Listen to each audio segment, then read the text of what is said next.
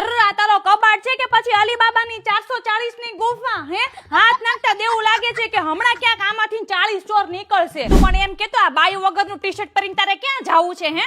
ભાઈ કુલ જ છે, હમણાં એક કુલા પર મારીશ ને તો તારા બધાય કુલ બારા નીકળી જાહે. કુલ વાળી થાતી તે. આ તારા કબાટમાં આદમીનો શર્ટ શું કરે છે હે?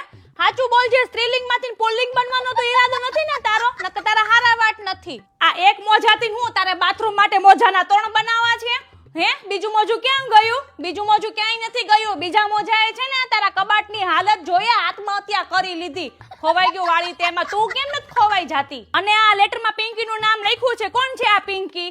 તે સ્કૂલ છોડીને ને 4 વર્ષ થઈ ગયા, હજી સુધી ઈ પિંકી તારા જ કબાટમાં ફરે છે હે? તું છે ને મને રમાડવાનું બંધ કર. 100 રૂપિયા આપને, 200 રૂપિયા આપને, એમ કરી કરીને છે ને તે તો લગનનો કરિયાવર ભેગો કરી લીધો છે. હવે તારા લગન થાય ને તો આ જ કરિયાવર છે ને હારે લઈ જાજે. આ લેડી ગાગાનું ફ્રોક તારા અલીબાબાની ગુફામાં શું કરે છે હે? ભાઈ ટ્રેન્ડ જ છે, બેયને છાની માની ટ્રેન્ડ વાળી થાતી તે. ઈ હું કઈ તારી માસી થાય છે હે?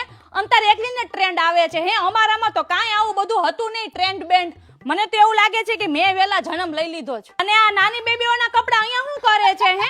આપી આવજે જેના હોય એના. આ ધૂંઝળા વાળું ટી-શર્ટ પહેરીને હું તારા બધાના ઘરના ધૂંઝળા કરવા જાવા છે હે?